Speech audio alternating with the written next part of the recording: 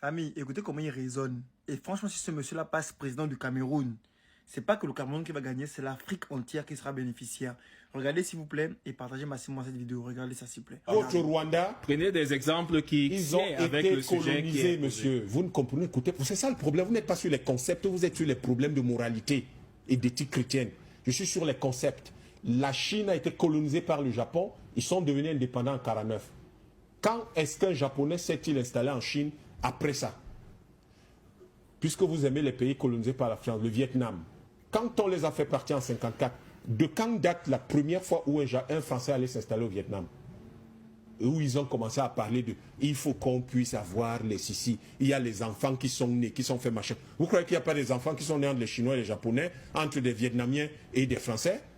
Et vous les Africains, vous êtes comment? Aucune dignité? C'est-à-dire que vous êtes là, des types ont massacré des millions de gens chez vous, et ça ne vous dit rien. Pour que des Allemands recommencent à s'installer en France, que ce soit après la Première Guerre mondiale, après la Deuxième, monsieur, il y a eu des procès. Il y a eu des procès qui n'étaient pas tenus par des Allemands.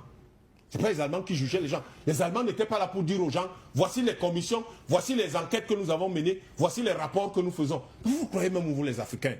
C'est-à-dire, des types viennent chez vous, massacrent vos frères, et c'est eux qui font les rapports sur ces massacres-là. Et vous dites que c'est ça qui est intéressant. C'est ça la grande diplomatie du Cameroun. C'est ça?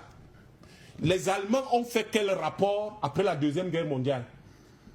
Le tribunal de Nuremberg leur a attendu que les Allemands fassent un rapport.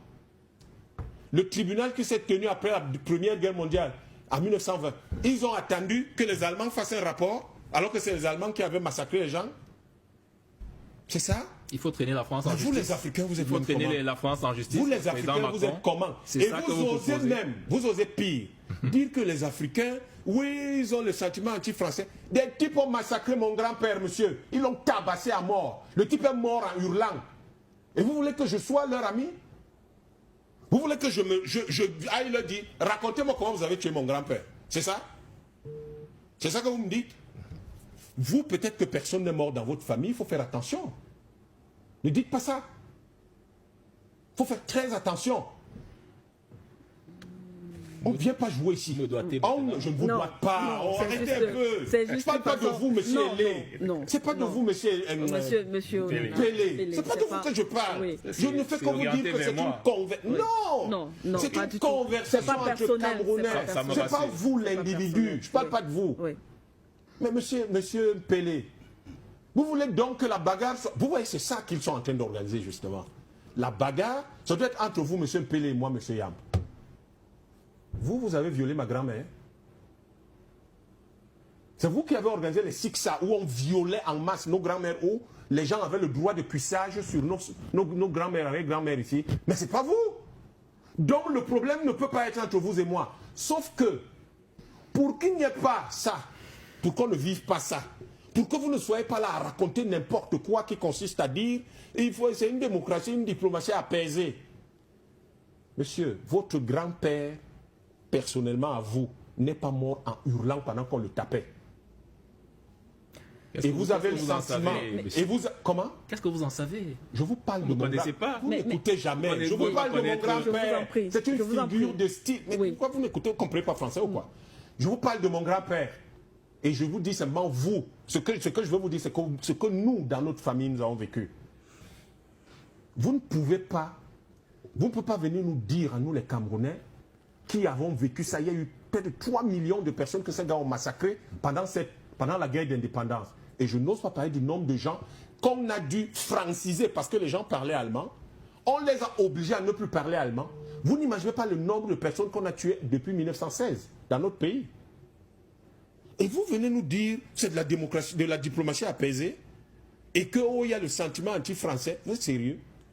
Mais qu'est-ce que vous auriez préféré, docteur? Quand un pays est dirigé, madame, oui. Et là vous voyez que la France est dirigée. Le Cameroun, non, laissez tomber. C'est mon propos. Quand un pays est dirigé, vous voyez que la France est dirigée.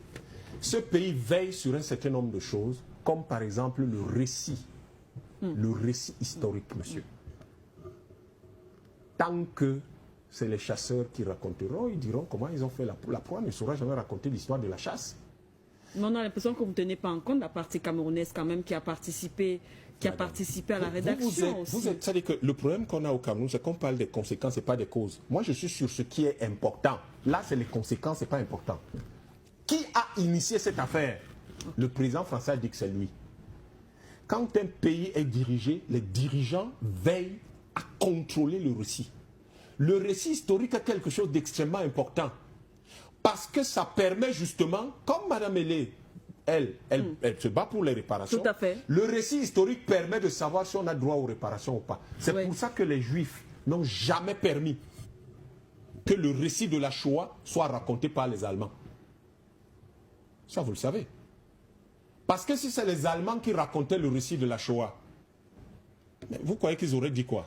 Mais ils auraient dit exactement le genre de choses qu'on raconte là. Savoir qu'il y a eu quand même, vous savez, des gens, des Français au Cameroun qui auraient... Des gens sont partis chez eux à 6000 km. Ils sont venus chez vous.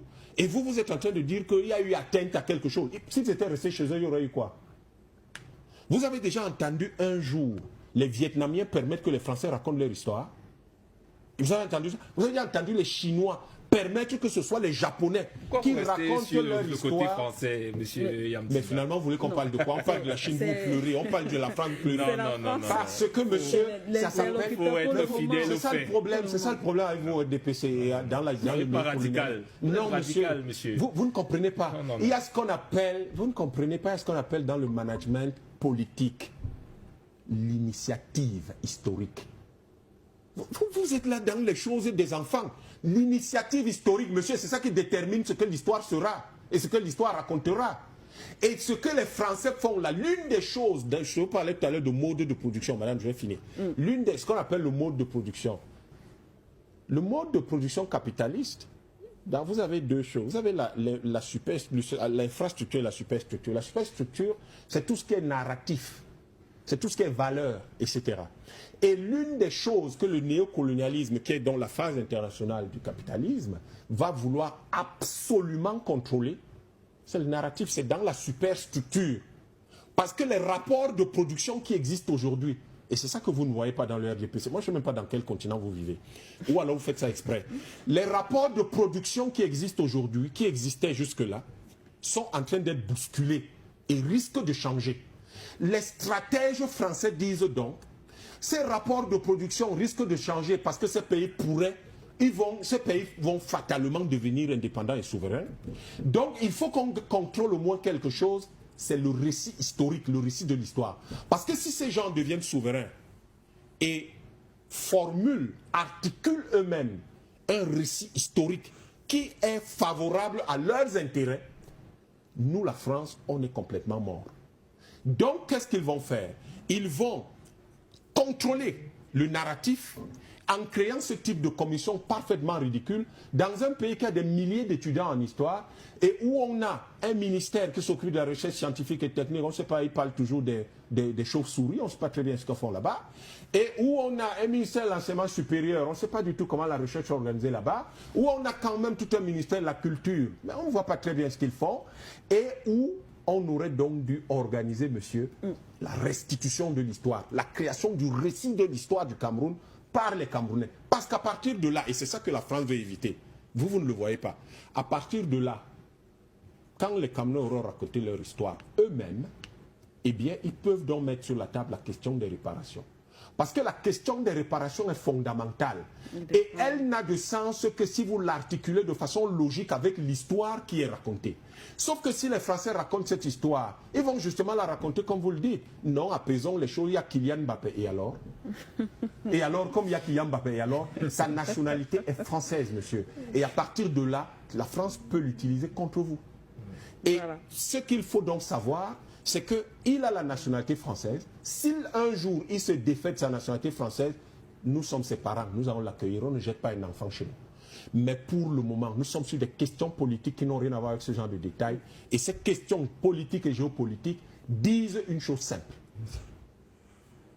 Que la France fasse ce qu'elle fait. Que le gouvernement RDPC actuel fasse ce qu'il fait. Nous réécrirons cette histoire. Il y a des centaines, des milliers de mémoires de maîtrise. Il y a des centaines de thèses de doctorat sur ces questions-là. Nous en ferons la synthèse le moment venu. Okay. Et quand cette synthèse sera faite, sous une forme ou sous une autre, aujourd'hui ou dans 1000 ans, ils répareront ça. Parce qu'ils l'ont fait et ils ont soutenu que ce soit réparé pour les Juifs et la Shoah. Donc ils vont le réparer pour nous tous. Merci.